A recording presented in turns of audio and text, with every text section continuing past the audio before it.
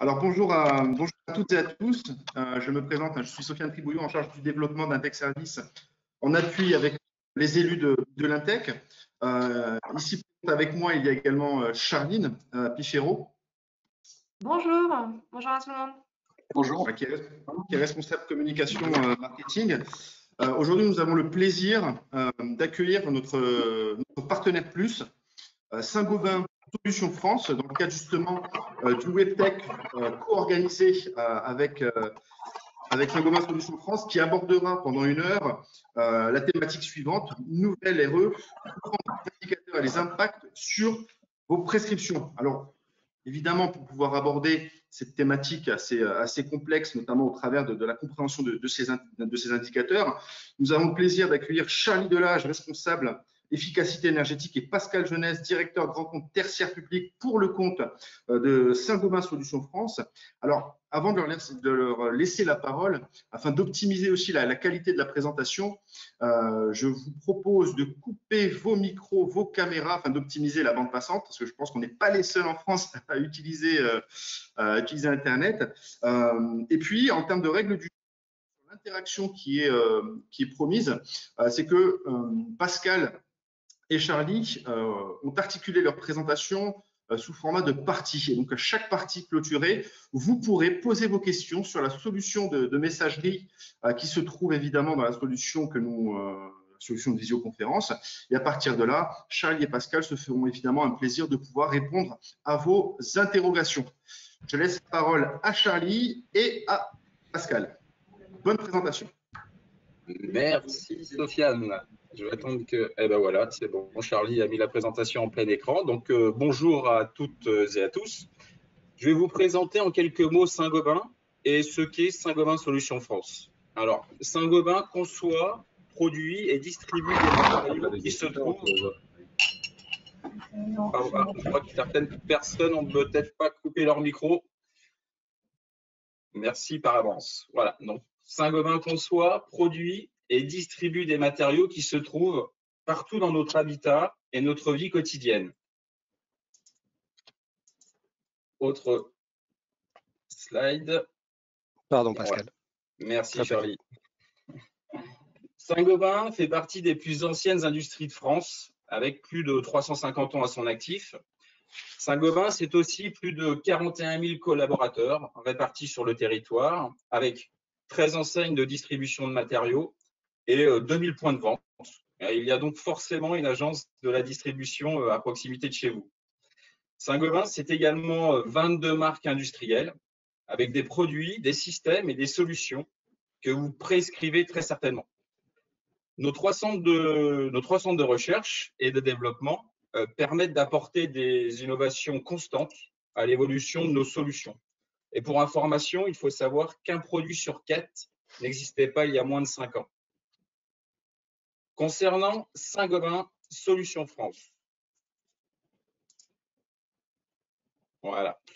C'est une entité transversale qui représente l'ensemble des marques industrielles et les enseignes de la distribution du groupe.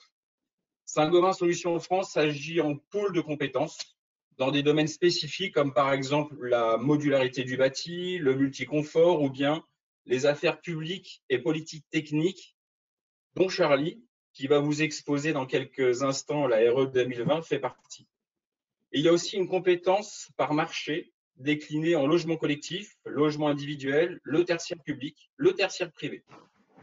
Et sans plus attendre, je vais laisser la place à Charlie qui va vous exposer les évolutions de la réglementation environnementale 2020. Charlie, c'est à toi. Eh ben merci Pascal. Donc bonjour à tous. Déjà merci de votre participation et de votre présence. Donc moi je m'appelle Charlie Delage, je suis responsable efficacité énergétique au sein de Saint-Gobain Solutions France. Et donc aujourd'hui nous allons parler de RE 2020. Donc l'objectif principal de cette présentation, c'est en 1 heure pour vous de comprendre les principaux indicateurs de la RE 2020. Donc les principaux indicateurs seront les indicateurs sur lesquels il y aura des exigences et surtout de commencer à cerner quels seront leurs impacts vis-à-vis sur vos prescriptions. Ce qu'il faut savoir sur la RE 2020, à ce jour, les textes sont toujours en publication, ils ne sont pas encore publiés, ça arrivera prochainement. Il est donc encore un peu trop tôt pour présenter des descriptifs techniques type, tant que les textes ne sont pas actés. Alors, avant de commencer de parler de la RE 2020, j'ai souhaité vous introduire ce graphique. Ce graphique, il est issu de la SNBC, qui est la stratégie nationale bas carbone. La SNBC, en fait, c'est un document dans lequel la France a écrit sa feuille de route pour lutter contre le réchauffement climatique. Et donc là, ce graphique, c'est l'historique et les projections des émissions de gaz à effet de serre du secteur du bâtiment entre les années 1990 et 2050. Pourquoi ce graphique il est important? Parce qu'il porte sur le bâtiment, donc résidentiel et tertiaire, et l'on voit par exemple en 2015, le secteur émettait 88 millions de tonnes de CO2 équivalent. Là, on parle uniquement des émissions de gaz à effet de serre qui sont liées aux consommations d'énergie. Donc en 2015, on était à 88 et l'objectif à 2050 est que le secteur du bâtiment arrive à 5 millions de tonnes de CO2 équivalent. Donc vous voyez le gap entre aujourd'hui et demain. Il est très fort. Ce qu'il faut avoir en tête, c'est que le bâtiment, ça représente, selon comment on comptabilise, environ 19% des émissions nationales de CO2. Dans ce graphique, ne sont pas prises en compte les émissions liées à la création des produits et systèmes du bâtiment. Donc deux choses à bien avoir en tête avant de parler de la RE 2020, parce que ça va vous permettre de comprendre certaines décisions qui ont été prises et qui sont très fortes par le gouvernement. C'est que, d'ici à 2050, pour la partie résidentielle, on sait que 70% du parc est déjà construit. Donc, il y aura la rénovation, une forte accélération de la rénovation. Et en parallèle, ce qui est important pour ces bâtiments neufs, donc qui seront liés qui seront sous la RE 2020, c'est que d'ici à 2050, on n'a pas besoin de les rénover. Donc, il faut qu'ils soient performants dès aujourd'hui, dès l'application de la RE. Aujourd'hui, j'ai décomposé ma présentation en 3 temps. On va commencer par un état des lieux. Donc, qu'est-ce qu'une réglementation environnementale ou thermique? Où est-ce qu'on en est aujourd'hui sur la RE 2020? Dans un second temps, on passera sur la partie sur les indicateurs énergie de la RE 2020, puis on terminera sur les indicateurs carbone. Comme je vous l'ai dit tout à l'heure, aujourd'hui, les textes de la RE 2020 ne sont pas encore publiés. On est encore en attente. Donc, comme l'a bien dit Sofiane, à la fin de chaque partie, il y aura un temps d'échange où vous pourrez poser vos questions. Donc, j'essayerai d'y répondre, et si jamais je n'ai pas la réponse, je vous répondrai derrière par mail. Alors, c'est parti. Alors, les principes des réglementations de performance des bâtiments. Donc, l'ART 2012 comme la RE 2020 sont des réglementations, elles sont inscrites au sein du Code de la construction et de l'habitation, tout comme les sanctions qui sont applicables en cas de non-respect de ces réglementations. Le responsable de l'application de la réglementation, c'est le maître d'ouvrage de l'opération concernée. Et donc, le bâtiment livré, il doit faire la preuve de la conformité aux réglementations en vigueur. La RE 2020, elle devrait s'appuyer sur la mécanique et les grands principes qui ont été mis en place avec la RT 2012. Par exemple, lors de l'ébauche du projet, il y a une première étude thermique avec le calcul d'un indicateur qui est l'indicateur BBio, le BBioMax. On viendra par la suite dans la présentation sur l'ensemble des indicateurs et comment ils fonctionnent. Lors de la dépose du permis de construire, il y a l'attestation de prise en compte de la RT 2012. Après, une étude thermique où là, on va calculer le CEP, donc la consommation en énergie primaire. La TIC dans la RE 2020 va disparaître, c'est au niveau du confort d'été, il sera remplacé par un autre indicateur. Et donc, on s'assure que les exigences de moyens sont bien respectées. Réalisation des travaux, mesure de la perméabilité. Donc, dans la RT 2012, c'était mesure de la perméabilité à l'air du bâtiment. Dans la RE 2020, il y aura également la mesure de la perméabilité à l'air des réseaux aéroliques. Après réception des travaux, avec un récapitulatif standardisé de l'étude thermique, donc une mise à jour, le DPE, et l'attestation de conformité à la RT 2012. Donc on suppose que la RE, ça va sur cette même mécanique. Il y a encore quelques interrogations au niveau de à quel moment sera réalisée l'étude carbone. La méthode de calcul de la RE 2020, comme la méthode de calcul de la RT 2012, c'est une méthode qui est dite conventionnelle, c'est-à-dire qu'on va utiliser des conventions réglementaires pour des parties qui ne peuvent pas être connues au moment de la construction du bâtiment. En fait, l'idée, elle est simple. Si vous avez deux maisons qui sont strictement identiques, eh bien, vous savez que la consommation les consommations de ces deux maisons ne seront pas les mêmes si vous avez une famille de 3 personnes dans une maison et une famille de 6 personnes dans l'autre maison, ce qui est logique. Donc l'objectif d'une réglementation, ça va être de permettre de vérifier la conformité d'un bâtiment neuf par rapport à une exigence réglementaire. Donc pour cela, on est obligé d'utiliser des conventions réglementaires. On ne peut pas calculer la consommation exacte parce qu'il y a beaucoup d'autres facteurs externes qui vont rentrer en compte. Donc, on l'a vu tout à l'heure, il y a des responsabilités engagées vis-à-vis du respect de cette réglementation. Donc, du coup, le BET, quand il va rentrer des données, toutes les données d'entrée dans le calcul réglementaire, elles sont basées sur des caractéristiques précises, opposables et vérifiables par un tiers. Une idée qu'il faut bien avoir en tête, c'est qu'une réglementation en soi, ce n'est pas une finalité. On a le droit d'être plus performant que la réglementation. Maintenant, sur la RE 2020, on va parler des objectifs. Donc là, j'ai fait un extrait du dernier dossier de presse qui date de la conférence de presse des ministres du 18 février 2021. Et donc, avec cette RE, le gouvernement, il poursuit 3 grands objectifs principaux. Le premier objectif, c'est donner la priorité à la sobriété énergétique et à la décarbonation de l'énergie. Sobriété énergétique, c'est-à-dire consommer le moins possible, et décarbonation de l'énergie, c'est-à-dire favoriser l'utilisation d'énergies les moins émettrices de gaz à effet de serre. Donc comment ça va se traduire? Ça va se traduire par 2 indicateurs. Le premier indicateur, c'est l'indicateur BBio de besoins bioclimatiques qu'on redétaille par la suite. Cet indicateur, il était déjà présent dans la RT 2012 et donc dans la RE 2020, il a été annoncé un renforcement de moins 30% par rapport à l'exigence de la RT 2012. Ce qui veut dire que dans la RE 2020, la performance de l'enveloppe sera augmentée par rapport à la RT 2012. Pour la décarbonation de l'énergie, donc là c'est la partie carbone, c'est l'introduction d'un nouvel indicateur qui est l'indice carbone énergie. Le deuxième objectif de cette RE 2020, c'est diminuer l'impact carbone de la construction des bâtiments. Et donc là, c'est la partie analyse de cycle de vie qui sera donc obligatoire pour l'ensemble des bâtiments neufs. Et cette analyse de cycle de vie, elle sera réalisée, donc c'est encore en discussion, avec une méthode qui est une méthode dynamique, qui pose des questions et qu'on verra par la suite. Pourquoi diminuer l'impact carbone de la construction des bâtiments est importante?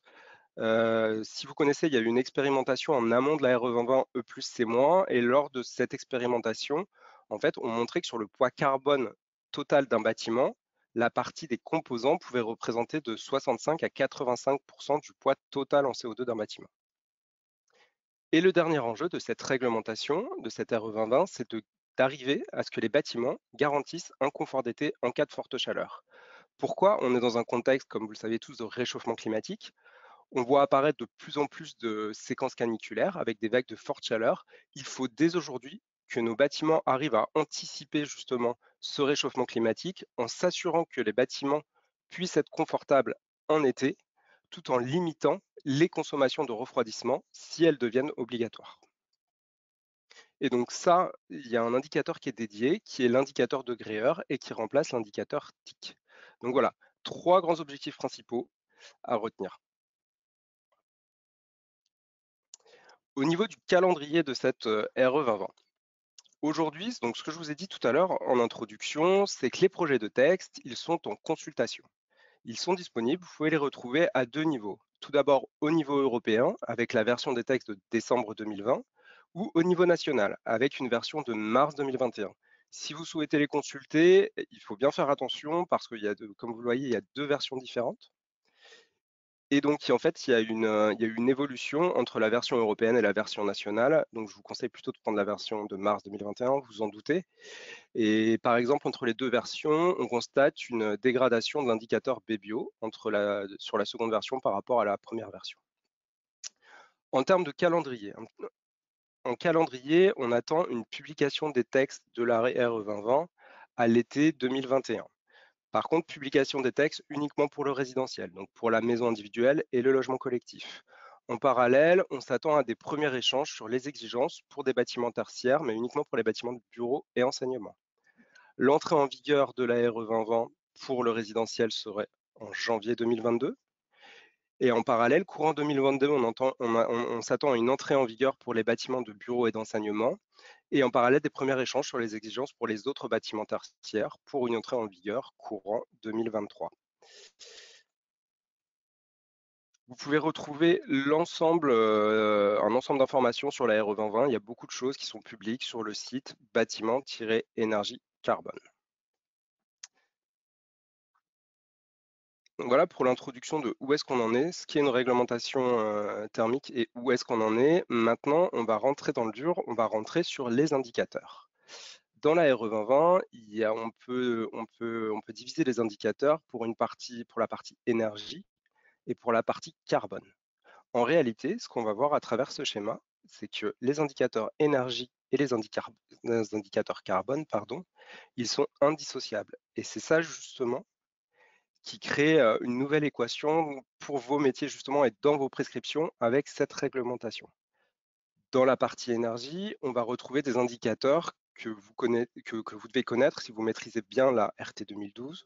Le premier indicateur, c'est l'indicateur BBio, le besoin bioclimatique, qui est l'indicateur de la sobriété. Cet indicateur, il s'exprime en points et il traduit la bonne conception du bâtiment et la performance de l'enveloppe.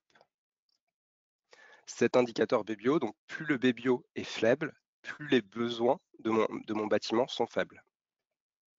Le deuxième indicateur pour la partie énergie, c'est le CEP, la consommation en énergie primaire. Cet indicateur, il est directement lié au BBio parce que le BBio, il se calcule indépendamment des systèmes énergétiques. Le CEP, lui, va traduire l'efficacité des systèmes énergétiques. Maintenant, si je prends un appareil, un système pour le chauffage, par exemple, vous vous doutez bien que si mon besoin de base est faible, ma consommation sera faible. Avec ce même appareil, si j'ai le même bâtiment, par contre j'ai un BBio qui est plus élevé, mon besoin est plus élevé, ma consommation sera élevée. Le CEP, en fait, il traduit la consommation donc en énergie primaire pour différents postes, donc à la fois par exemple le chauffage, l'eau chaude sanitaire et la ventilation. Maintenant, pour la partie carbone, le premier indicateur, c'est l'indicateur IC énergie. IC pour indice carbone. L'IC énergie, pour ceux qui sont familiers avec E+, C-, ça correspond à EGES énergie. L'IC énergie, qu'est-ce qu'il traduit? Et en fait, il traduit les émissions de gaz à effet de serre liées aux consommations énergétiques. Et donc ces émissions, elles vont dépendre de quoi? Un, de ma consommation et deux, du type d'énergie que je vais utiliser. Par exemple, si j'utilise du bois, de l'électricité ou du gaz, mon contenu CO2 selon le type d'énergie est totalement différent. Donc on voit que cet indicateur-là est lié à la consommation, qui est lié aux besoins du bâtiment. Le second indicateur pour la partie carbone, c'est l'IC construction, l'indice carbone construction. Dans le plus et moins, ça correspondait à l'EGES PCE. Cet indicateur, il représente le poids carbone de la construction, donc de l'ensemble des produits et systèmes, enfin des matériaux et systèmes qui composent le bâtiment, et également la partie chantier. Donc cet indicateur-là est calculé avec les fameuses analyses de cycle de vie. Et donc vous vous doutez bien que cet indicateur-là, il est lié avec le type de matériaux que je vais mettre en place dans mon bâtiment et également le type de système. Donc on voit bien là une première relation entre l'ensemble des indicateurs. Et il y a un nouvel indicateur que j'ai classé dans la partie énergie qui est l'indicateur degré-heure. L'indicateur degré-heure qui sera l'indicateur sur le confort d'été. Et on le verra par la suite, cet indicateur degré-heure, il va avoir une relation avec la partie IC énergie et également avec la consommation en énergie primaire. Et donc la dernière chose, dans le cadre de la RE 2020, il faudra également étudier les coûts. Mais ça, c'est vos métiers et vous savez très bien le faire. Donc vraiment, ce qu'il faut retenir sur cette RE 2020, c'est que c'est vraiment une nouvelle équation pour vos prescriptions. Ça va renforcer votre rôle d'expert et d'accompagnement de vos clients. Et donc maintenant, quand on pense RE 2020, par rapport à la RT 2012, il va falloir penser à regarder plus de choses parce qu'il va falloir penser performance des matériaux, performance des équipements, impact sur le confort d'été, poids carbone des matériaux et des équipements, émissions de CO2 selon l'énergie et naturellement les coûts. Donc voilà un peu une première introduction sur la RE 2020. Si vous avez des questions, n'hésitez pas. Nous avons un temps d'échange pour y répondre. Pascal, Charline, y a-t-il des questions sur cette première partie? Eh bien, Charlie, pour l'instant, dans le chat, je n'en vois pas. Donc, on peut considérer, dans ces cas-là, peut-être que tout le monde est en phase, a compris. Eh bien, c'est parfait. Bon, mais écoutez, j'espère que j'ai été clair. Donc maintenant, on va rentrer sur la partie des indicateurs énergie de la RE 2020. Donc on va regarder l'indicateur BBio, l'indicateur de la sobriété, le CEP, la consommation en énergie primaire, et l'indicateur degré-heure. Donc ici, vous retrouvez un schéma qui indique à chaque fois de quel indicateur on parle. Donc tout à l'heure, on a parlé du BBio. Le BBio, c'est le besoin bioclimatique, c'est l'indicateur de la sobriété. Le BBio, donc ce qu'on a dit, s'exprime en points et il prend en compte les besoins de chauffage, de refroidissement et d'éclairage du bâtiment. Donc cet indicateur, il va traduire la qualité de l'enveloppe du bâtiment et de sa conception et il est totalement indépendant de la solution de chauffage ou de refroidissement retenue. Donc le BBio, en fait, c'est simple, on prend les besoins et les besoins du bâtiment sont égaux aux déperditions moins les apports gratuits. Pour calculer le BBio, on s'appuie sur des données climatiques. C'est les fameux fichiers météo de la RE 2020. Ils sont différents des fichiers, ils ont été mis à jour par rapport aux fichiers météo de la RT 2012. Et on s'appuie également sur des scénarios d'utilisation. Donc le BBio, on a vu, il y a 3 besoins qui sont pris en compte dans son calcul. Le besoin de chauffage, le besoin de refroidissement et le besoin d'éclairage. Donc là, il y a une nouveauté par rapport à la RT 2012, c'est la prise en compte systématique du besoin de refroidissement dans le calcul du BBio. Avant, ce besoin de refroidissement n'était pris en compte uniquement pour les bâtiments climatisés. Maintenant, il est pris en compte pour l'ensemble des bâtiments. Et donc, comment je peux jouer justement sur cet indicateur BBio? Quels sont mes leviers d'optimisation? Il y en a plusieurs. Dans la phase conception, ça va être l'implantation et la géométrie de mon bâtiment. Par exemple, si mon bâtiment est plus compact, j'ai moins de déperdition, mon BBio sera meilleur, alors que si j'ai des décrochés, j'ai plus de déperdition. On peut jouer sur l'évaluation de la parcelle. Est-ce que j'ai des masques qui permettent de limiter les apports solaires en été? On va jouer sur des systèmes constructifs performants. Par exemple, est-ce que je mets en place une solution qui évite les ponts thermiques? Est-ce que mon bâtiment aura des protections solaires qui vont me permettre de limiter mon besoin de refroidissement? Ou on peut jouer également sur l'organisation intérieure. Est-ce que je mets mes chambres plutôt au nord ou plutôt au sud? Est-ce que c'est pas mieux plutôt de mettre ma pièce de vie au sud et profiter des apports solaires gratuits? Donc voilà, c'est vraiment cet indicateur, on l'appelle souvent l'indicateur du bon sens. Donc l'exigence, comme dans la RT 2012, le BBio de mon projet doit être inférieur ou égal à un BBio max moyen. Donc bien avoir en tête que cet indicateur, dans la RE 2020, il est renforcé de moins 30% par rapport au BBio max RT 2012. Donc dans vos prescriptions, il y aura une augmentation de la performance de l'enveloppe pour répondre à la RE 2020. Donc, on a vu l'indicateur de BBio, donc on retrouve ici sa décomposition. Maintenant, le second indicateur pour la partie énergie, c'est le CEP, la consommation en énergie primaire. Donc, on a vu que le BBio il est calculé indépendamment des systèmes énergétiques. Maintenant, dans le CEP, on calcule l'efficacité des systèmes énergétiques. Alors, ce qu'il faut savoir, dans la RE 2020, il y a 2 niveaux de CEP. Il y a un premier qui est le CEP non renouvelable et il y a le CEP. Le CEP non renouvelable, il a un seuil qui est plus exigeant que le CEP tout court. Le CEP tout court, il prend le CEP non renouvelable et le CEP renouvelable. L'idée, pourquoi il y a 2 seuils? Parce que l'idée, c'est d'arriver à favoriser justement des ENR comme la récupération de chaleur ou le bois. Dans le CEP, donc ici, vous avez la décomposition des consommations qui sont prises en compte dans le CEP. On va calculer la consommation de chauffage, la consommation d'eau chaude sanitaire, d'éclairage, les auxiliaires de ventilation, la consommation des auxiliaires de distribution et de déplacement. Par déplacement, c'est une nouveauté par rapport à la RT 2012, c'est par exemple, pour un logement collectif, prendre en compte les consommations liées aux ascenseurs.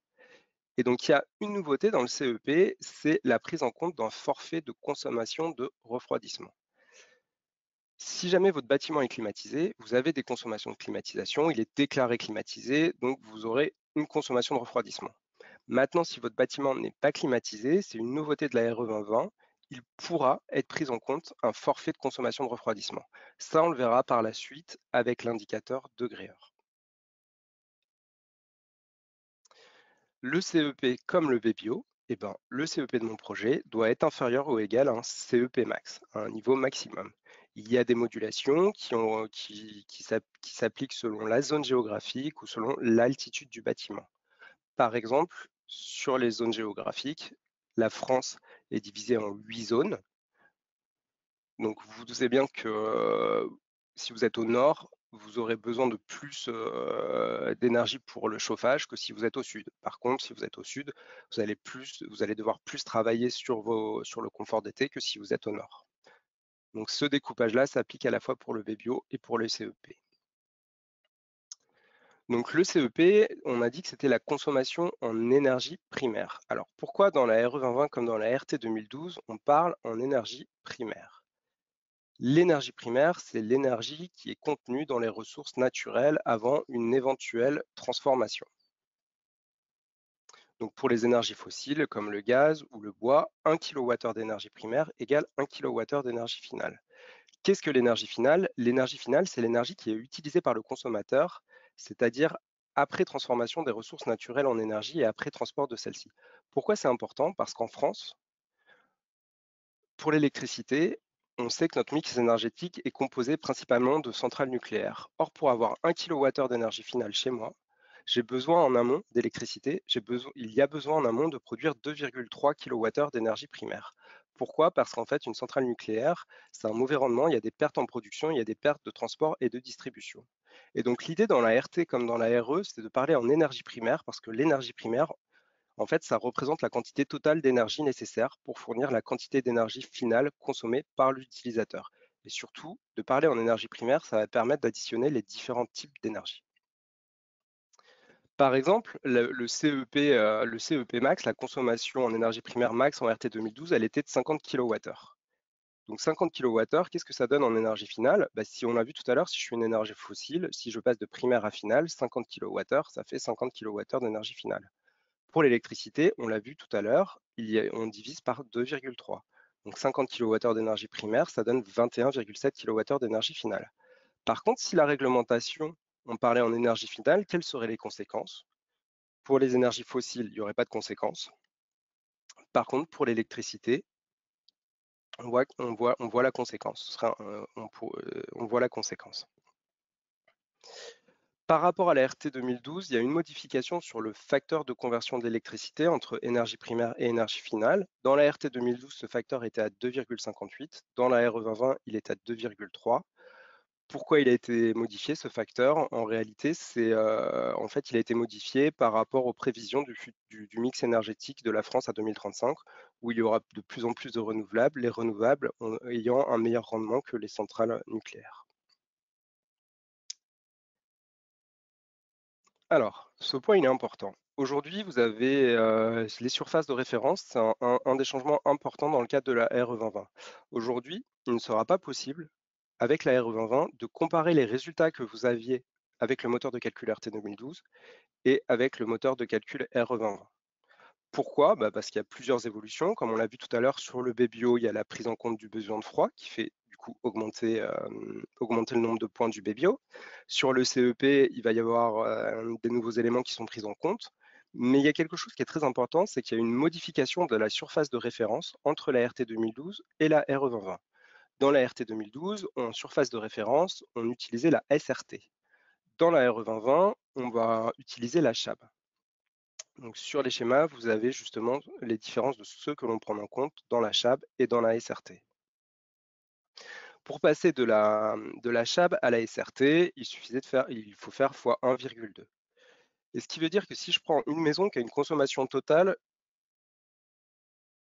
de 5000 kWh d'énergie primaire par an, si je rapporte cette consommation en mètres carrés, en RT 2012, je fais 5000 que je divise par 100 mètres carrés, ça me donne une consommation de 50 kWh d'énergie primaire par mètre carré par an. Par contre, en RE 2020, comme on voit que je n'ai pas la même surface habitable, je fais 5000 que je divise par 84 et ça me donne 59 kWh d'énergie primaire par mètre carré par an.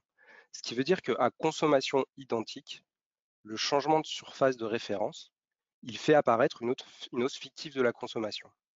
Et donc pour vous, du coup, en fait, la RE 2020, ce ne sera pas possible, on ne repartira pas sur le fameux 50 kWh de la RT 2012. ou les fameux 60 points de BBO. Donc il y aura des nouvelles références à avoir en tête. Donc on a vu le BBO qui est l'indicateur de la sobriété, on a vu le CEP qui est la consommation en énergie primaire qui explique qui porte sur l'efficacité des systèmes énergétiques. Maintenant on va voir le troisième point qui est l'indicateur degré-heure. Cet indicateur degré-heure, on l'a vu tout à l'heure dans les objectifs, c'est l'indicateur du confort d'été. Là, c'est une nouveauté qui est totale par rapport à la RT 2012.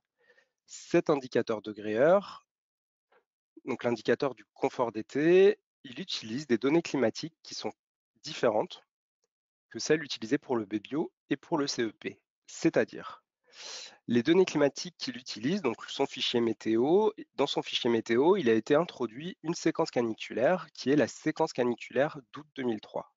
Pourquoi? Parce que ce que j'ai dit tout à l'heure, c'était de dire que dans un contexte de réchauffement climatique, on va avoir une augmentation des vagues de chaleur et donc le bâtiment doit pouvoir les anticiper.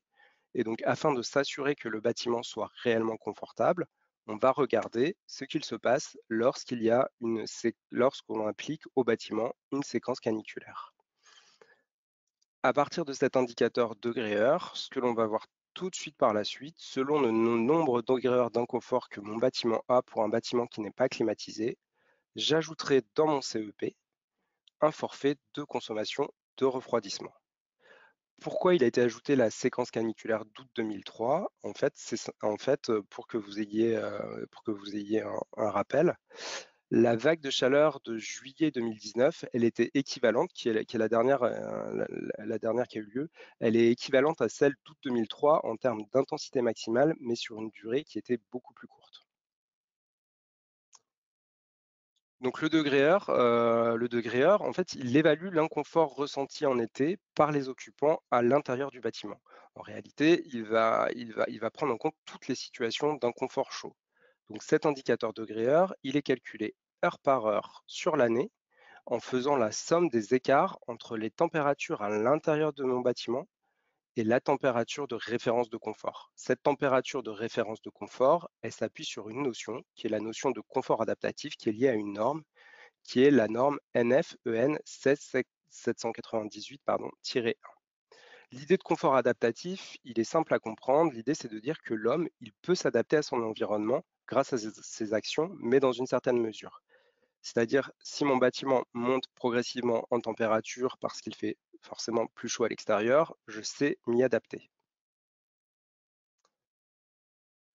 Et donc, comment ça s'applique? Sur ce graphique, on voit la température opérative, c'est-à-dire la température à l'intérieur de mon bâtiment. Ici, vous avez la zone d'inconfort et ici, la zone de confort. Et donc, la plage des températures de confort pour le résidentiel, elle est de 26 degrés la nuit et de 26 à 28 degrés le jour. Donc, comment je vais calculer mon indicateur degré-heure?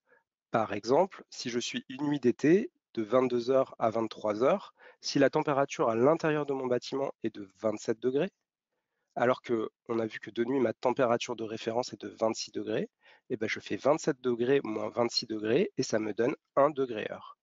Et je fais comme ça la somme heure par heure sur l'année des écarts entre ma température intérieure et ma température de référence de confort.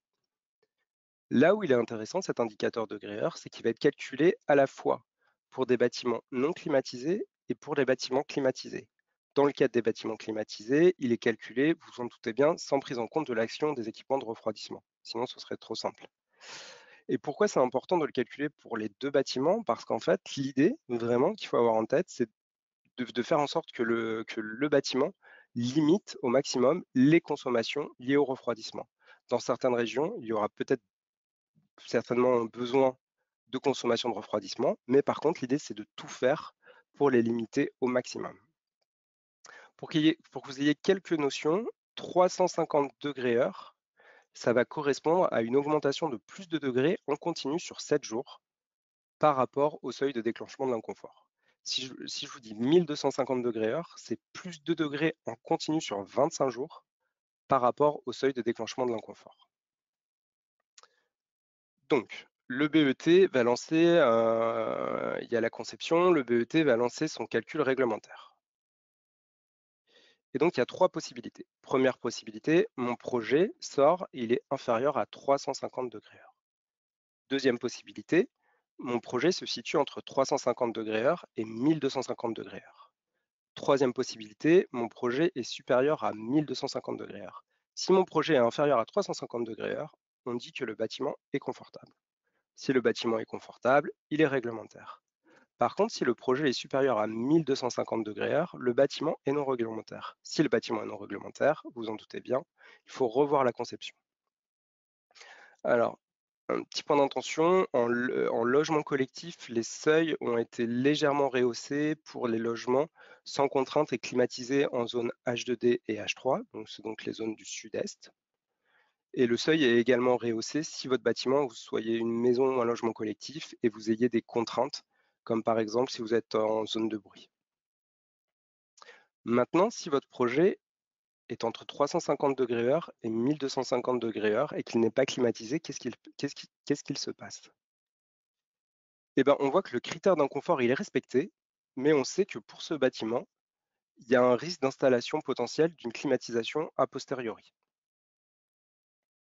Et donc, du coup, pour anticiper justement cette consommation de climatisation qui pourrait venir à terme, eh ben, on va ajouter dans la consommation du bâtiment un forfait de consommation de refroidissement. Et ce forfait, c'est un ajout de consommation supplémentaire et il est calculé par rapport au nombre de degrés heure du projet. Du coup, si ma consommation de l'ensemble de mes postes du CEP plus justement cette consommation supplémentaire de refroidissement est inférieure au CEP max, bah, pas de problème, mon bâtiment est réglementaire. Par contre, si ce n'est pas le cas, mon bâtiment est donc non réglementaire et je vais donc devoir revoir la conception. Ici, je vous montre quelques exemples issus d'une étude. On a pris des bâtiments type RT 2012 qui ne sont pas optimisés pour le confort d'été et on les a basculés dans le moteur de calcul RE2020. Donc là, on regarde uniquement l'indicateur degré-heure sur une maison individuelle et un logement collectif sur 3 zones climatiques. En maison individuelle, en zone H1A, H2B, H3, en logement collectif en H1B, H2B, H3. Ce que l'on voit, on voit qu'en zone H3, eh ben, mes bâtiments RT 2012 qui ne sont pas, dans ce cas-là, optimisés pour le confort d'été, ne sont pas réglementaires vis-à-vis de l'indicateur degré-heure parce qu'ils sont supérieurs à 1250°. Donc pour ces bâtiments-là, il va falloir à la fois travailler sur la conception, mais également mettre en place des solutions passives pour améliorer le confort d'été. Comme par exemple, on peut travailler en mettant des protections mobiles, des vitrages à contrôle solaire, un puits climatique. Voilà, il y a plusieurs solutions. Et donc là, le concepteur et le BET vont devoir travailler ensemble pour arriver justement à être sous le seuil des 1250°. Ce qu'il faut savoir pour les logements collectifs, on va regarder les logements traversants et également les logements non traversants. Et donc là, dans le cas de cet exemple, ce qui est le point où on était supérieur à 1250°, c'était pour les logements non traversants. Donc voilà, pour la partie énergie, donc on a vu le BBio, qui est la sobriété, donc qui exprime les besoins du bâtiment. Pour la partie des consommations, c'est donc l'indicateur CEP, NR et CEP. Et pour la partie confort d'été, l'indicateur degré-heure. Avez-vous des questions par rapport à ces indicateurs énergie? Alors, Charlie, on a Madame Doué qui a posé une question pendant ta présentation. Oui. La question est la suivante. Est-ce que des systèmes passifs type toiture blanche, entre parenthèses ayant un réel impact sur le ressenti été, peut être valorisé dans le calcul, entre parenthèses DH? Voilà la question de Madame. Alors, je ne saurais pas répondre parce que je ne connais pas ce système. En fait, la toiture blanche, c'est assez simple. Actuellement, nos toitures sont assez sombres à travers de l'ardoise ou du zinc, etc. Et le principe d'une toiture blanche, c'est qu'elle est tout simplement naturellement peinte en blanche. Et donc, au lieu d'absorber la chaleur, elle va plutôt la réfléchir. Et là, effectivement, on n'a pas forcément encore les éléments parce qu'on déjà, on ne connaît pas les FDES. Mais bon, là, je laisse la place à Charlie pour la suite. Je me note la question. On a une question de Florent Laca. Bonjour Oui. monsieur, vous avez évoqué une dégradation de l'exigence BBO entre les premières et secondes versions de l'Aéronava. En quoi a consisté précisément cette dégradation SVP? En fait, entre cette dégradation des exigences, ce que nous avons analysé à partir des projets de texte, en fait, c'est au niveau des modulations. Il y a toujours le même nombre de points, mais les modulations sont un peu différentes et du coup ça dégrade un peu l'exigence par rapport à l'exigence initiale qu'on retrouve dans les textes qui ont été envoyés à la Commission européenne. Très bien. Autre question de Mathieu Sed. L'inertie doit avoir un impact sur le DH. Faut-il avantager l'ITE ou les isolants biosourcés avec déphasage accru? Alors oui, l'inertie a effectivement un impact sur le confort d'été. Oui, ça, oui, clairement.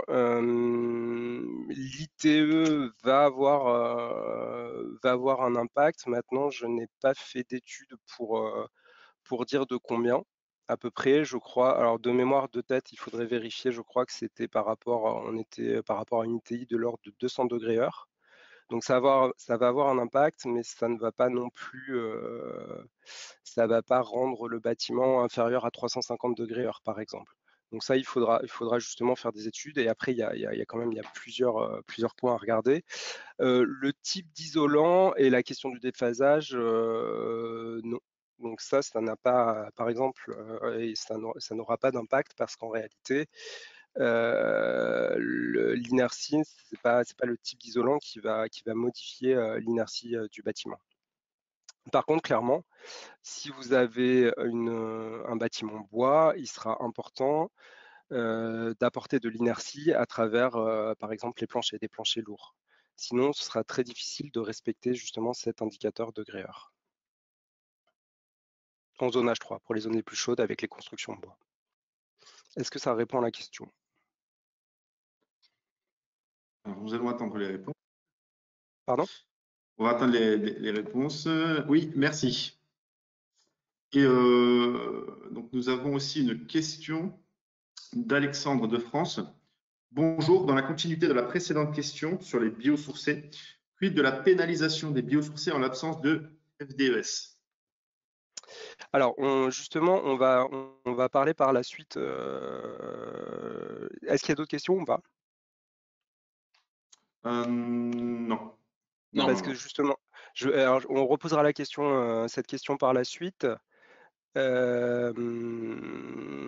qui sera à travers, parce qu'on va passer sur la partie carbone justement. D'accord. Donc on va parler FDES, si vous êtes OK. C'est bon? C'est bon. Bah, parfait. Donc la partie carbone, on va regarder deux indicateurs, l'indicateur IC énergie et l'indicateur IC construction. Hop. Donc l'indicateur IC énergie, on a vu tout à l'heure, cet indicateur, comment il se calcule? On prend le contenu CO2 du type d'énergie qu'on va utiliser dans le bâtiment, qu'on multiplie par mes consommations, et ça va me donner le IC énergie. Donc le IC énergie de mon projet devra être inférieur ou égal à un IC énergie max. Pourquoi? Parce qu'ici, vous avez le contenu CO2 lié à chaque énergie pour différents usages. Par exemple, si je prends pour un usage de chauffage et d'eau chaude sanitaire, je vois que si j'utilise du bois plaquette, j'ai un contenu CO2 qui est de 0,024 kg CO2 équivalent par kilowattheure. Par contre, le gaz, qui est une énergie plus carbonée, il va avoir un contenu CO2 de 0,227 kg CO2 équivalent par kilowattheure. Donc, si vous avez bien en tête, vous vous rappelez du premier graphique que je vous ai montré, la SNBC va demander une baisse drastique des émissions de gaz à effet de serre liées aux consommations énergétiques des bâtiments. Et donc, dans ce contexte, vis-à-vis de cet indicateur IC énergie, le gouvernement a proposé des seuils. Ces seuils, ils vont entrer en vigueur progressivement. Par exemple, pour les maisons individuelles, l'entrée dès l'entrée en vigueur de la RE 2020, on a un seuil de 4 kg CO2 équivalent par mètre carré par an. Ce seuil restera le même sur l'ensemble de la RE 2020. Par contre, en logement collectif, on est sur un seuil qui est un peu plus élevé, qui est de 14 kg CO2 équivalent par mètre carré par an. Et dès 2025, ce seuil sera abaissé à 6,5 kg. Alors, quels sont les impacts justement de ces seuils? J'ai repris des extraits du dossier de presse du 18 février 2021. Et donc, qu'est-ce que l'on dit vis-à-vis de ces seuils liés aux émissions de CO2 liées aux consommations énergétiques? Un seuil de 4 kg de CO2, ça exclura de ce fait des systèmes utilisant exclusivement le gaz en maison individuelle. Donc voilà, c'est clairement dit sur, le dossier de presse.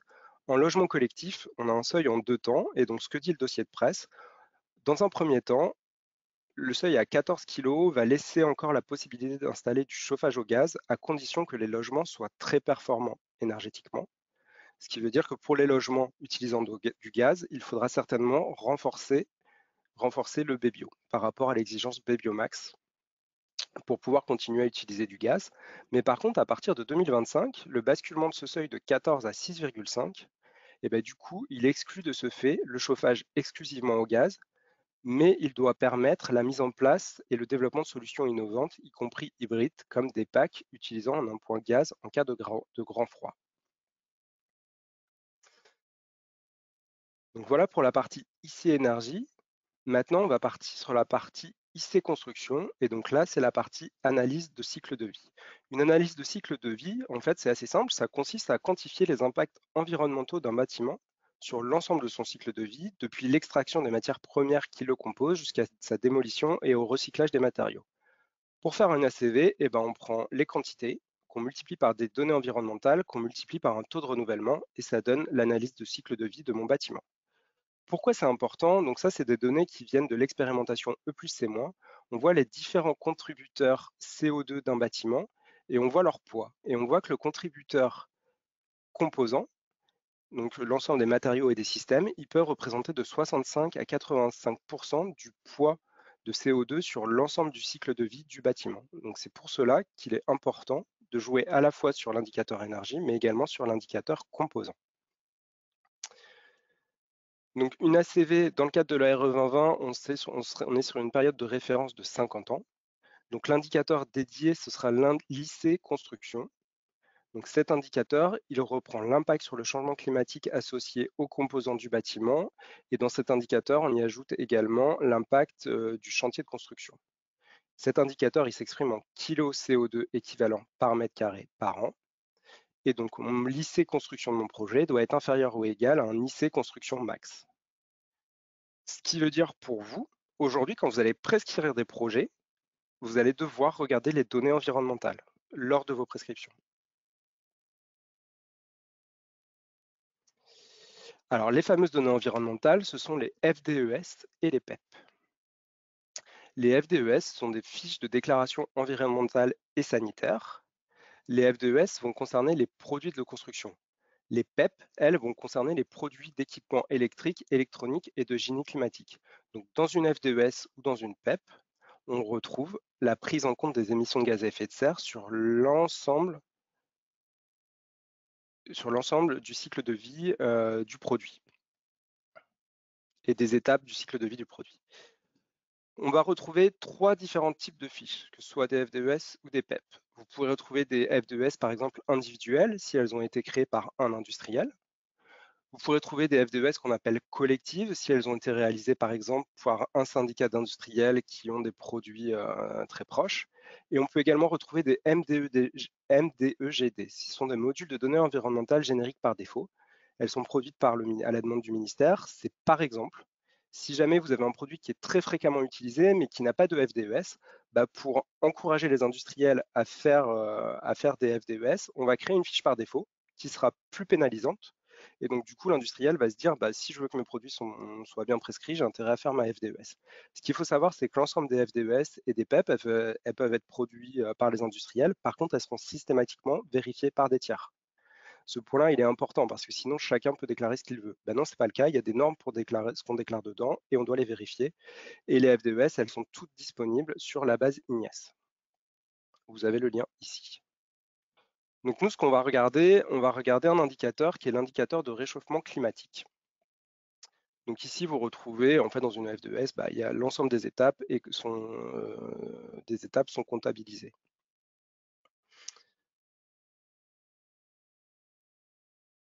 Hop. Alors, à partir des FDES, on va pouvoir faire des analyses de cycle de vie. Or, dans la RE 2020, il y a une nouveauté pour la partie analyse de cycle de vie qui est la méthode dynamique. Donc l'idée d'une analyse de cycle de vie, c'est de prendre en compte les conséquences des choix qui sont faits aujourd'hui. Dans l'expérimentation E+C-, on utilisait une méthode qui était l'ACV normée. Dans l'ACV normée, l'ensemble des émissions de gaz à effet de serre des produits et systèmes du bâtiment, elles sont considérées comme ayant lieu aujourd'hui. Cette ACV normée, elle était conforme aux normes européennes en vigueur. Dans le cadre de la RE 2020, il a été introduit une nouvelle méthode qui est la méthode d'ACV dynamique. Qu'est-ce qu'elle change par rapport à la méthode normée? C'est qu'on va appliquer une pondération sur les émissions de gaz à effet de serre selon le moment où elles vont intervenir. Donc cette méthode d'ACV dynamique, je vous la redétaille par la suite, c'est une méthode avec des hypothèses qui sont propres à la France, qui sont non normées et qui ne sont pas partagées par les acteurs du secteur. L'idée de l'ACV dynamique, c'est plus une émission de CO2 a lieu tôt, plus son impact est fort. Et donc, hop, ce qu'on peut voir ici sur le schéma, ici c'est le coefficient de pondération utilisé. Donc par exemple, si j'ai un produit qui émet beaucoup de CO2 lors de ces étapes de création, je vais prendre 100% de ces émissions. Par contre, si j'ai un produit qui en prend très peu de CO2 lors de sa phase de conception, mais qui émet beaucoup en fin de vie, je vais prendre en fin de vie uniquement 57% de ces émissions. Donc l'idée d'appliquer une pondération, c'est que ça va favoriser des produits dont les émissions de CO2 ont lieu plutôt en fin de vie, plutôt qu'en début de vie. Donc vous vous doutez bien, ça va créer une opposition entre des produits de construction conventionnels versus des produits biosourcés. On va le voir tout de suite par l'exemple. Donc là, j'ai fait un exemple où j'ai pris deux produits, une poutre en béton et une poutre en bois. Donc là, j'ai repris ni plus ni moins ce qu'il y avait écrit sur les FDES, chaque étape de chaque FDES. Donc si j'utilise l'ACV normée, dans E+C-, je faisais la somme des étapes A, B et C. J'arrivais pour la poutre à béton à 204 kg CO2 équivalent et pour ma poutre en bois à 103 kg CO2 équivalent. Très bien. Ça, c'était E+C-. Si je prends en compte le module D qui est ici, le module D, en fait, ça correspond à tout ce que le produit il évite en matière vierge liée à sa réutilisation ou recyclage. Si je prends en compte le module D, je vois que ma poutre en bois, elle arrive à -24, alors que ma poutre en béton est à 199. Donc ça, c'est la méthode normée. Maintenant, si j'applique la fameuse méthode dynamique avec une pondération à partir du moment où, dans le temps, à partir du moment où a lieu mes émissions de CO2 par rapport à mes produits. Donc la pondération, elle s'applique comment? Pour les étapes de production et de construction, on est en année 0. Pour les étapes d'utilisation de année 1 à 49, et pour les étapes de fin de vie et module D, je suis à l'année 50. Je vous ai dit tout à l'heure, on pondère. Donc si je suis à l'année 0, je prends 100% de mes émissions de gaz à effet de serre. Si je suis en fin de vie, pour les étapes fin de vie et module D, je prends 57% de mes émissions de gaz à effet de serre. Donc là, vous voyez tout de suite quel va être l'impact. Donc j'ai appliqué justement ce ratio par rapport à ma poutre en bois. Sur la poutre en bois, qu'est-ce que ça applique? Donc ici, je prends 100% des émissions de gaz à effet de serre, ça ne change pas. Là, ma poutre en bois, elle est négative. C'est la prise en compte du stockage de carbone biogénique.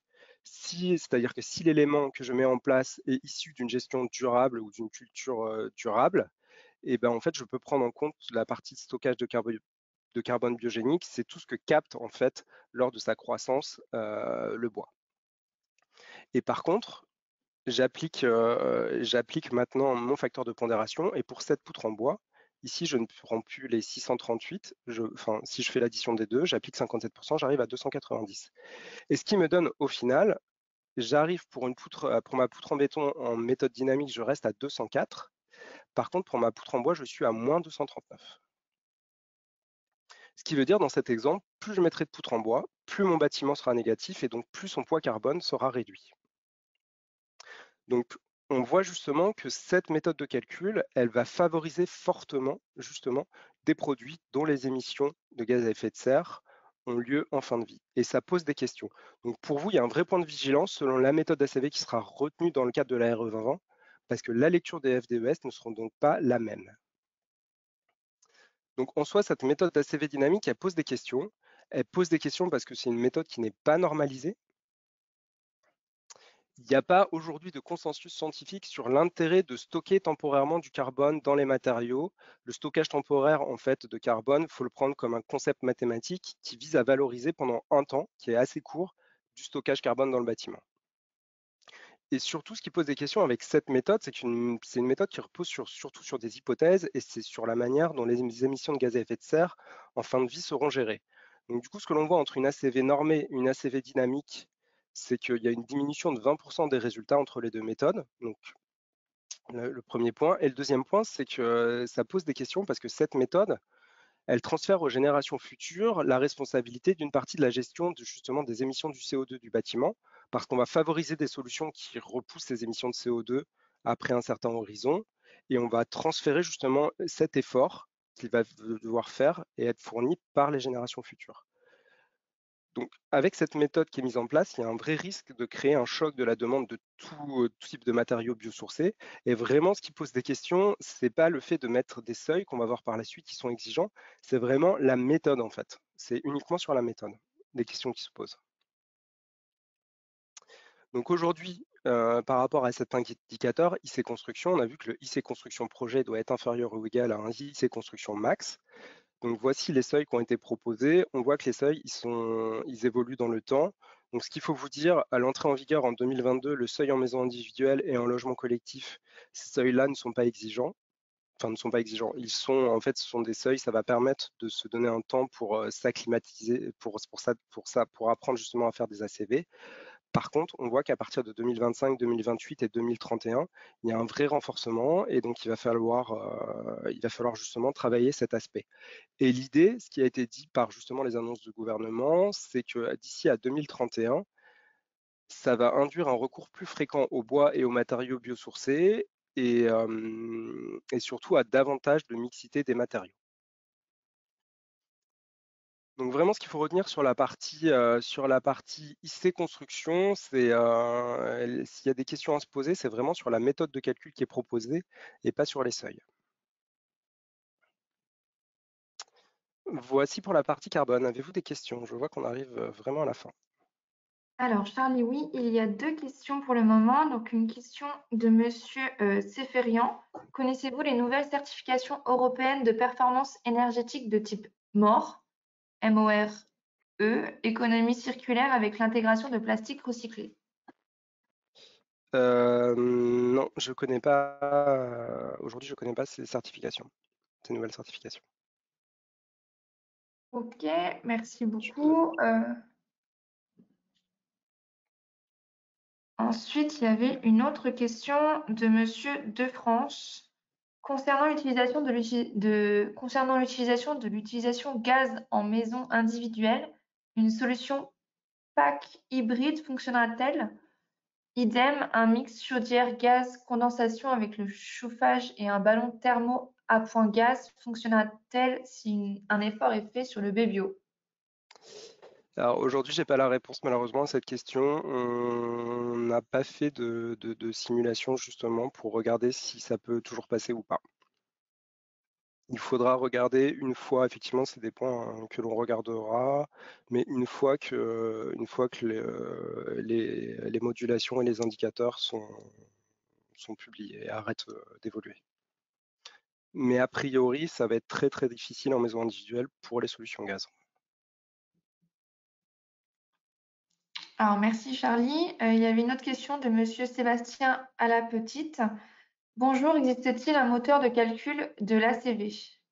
Oui, alors oui, c'est vrai que je ne l'ai pas dit. En fait, dans la RE 2020, il y a un moteur de calcul, oui, pour la CV, c'est un moteur de calcul qui est dédié justement. Il y a des logiciels qui sont faits pour faire des ACV.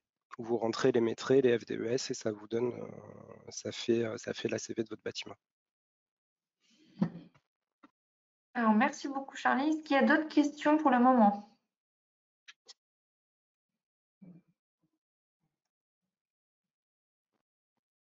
sont les éléments vous seront envoyés.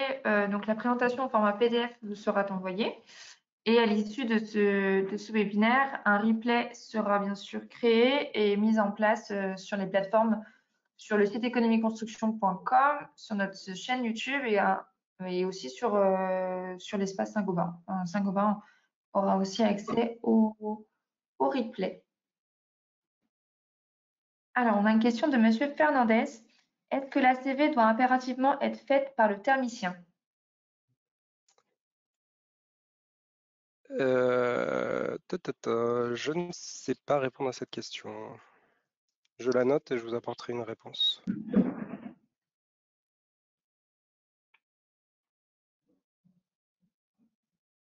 Merci, Monsieur Fernandez.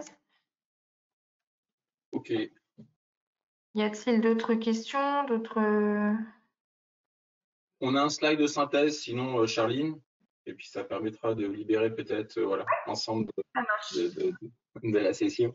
Merci Charline, merci Charlie du coup. En conclusion, donc pour votre métier, cela renforce votre rôle d'expert. Il y aura un renforcement des performances sur l'ensemble des zones climatiques.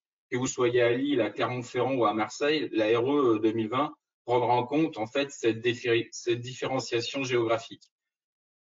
Des contraintes, comme il vous l'a été expliqué, dès 2022 pour la maison individuelle et 2025 pour le logement collectif, avec la partie énergie et l'arrêt de l'utilisation des énergies les plus carbonées.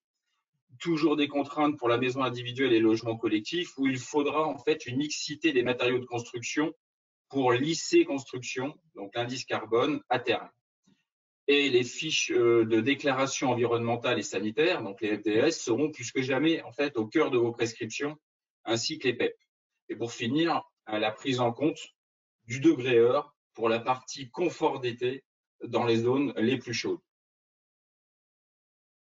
Voilà. Alors, n'hésitez pas à solliciter les responsables en région que sont Emmanuel, Antoine et Michael, qui sauront vous mettre aussi en relation avec les marques industrielles du groupe ou bien les enseignes de la distribution en fonction de vos attentes. Et la même chose pour la région Île-de-France, où Ronan, Sébastien, Arnaud et moi-même nous rendrons disponibles pour vous, ainsi que nos marchés respectifs sur la maison individuelle, le logement collectif, le tertiaire public et le tertiaire privé.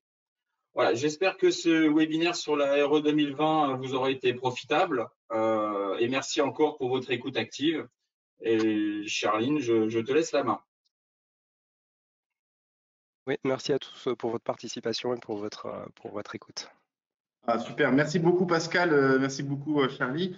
Alors, je vais prendre juste rapidement la parole. Un grand merci à toutes celles et ceux qui étaient présents. Merci à toi Charlie, merci à toi Pascal pour la qualité de la présentation. Alors les prochaines règles du jeu, c'est évidemment que nous vous transmettrons la présentation ainsi que le replay. Et si vous souhaitez, parce qu'il y a encore 3 prochains WebTech organisés sur 2021 avec Saint-Gobain Solutions France, si vous êtes intéressé évidemment pour suivre ces prochains épisodes, n'hésitez pas évidemment à nous faire part de votre souhait de recevoir ces prochains événements, de nous suivre sur les réseaux sociaux ou simplement de demander à suivre notre newsletter. Voilà, un grand merci à toutes et à tous et je vous dis à très bientôt. Merci à tout le monde. Bonne journée. Bonne journée à tous. Au revoir.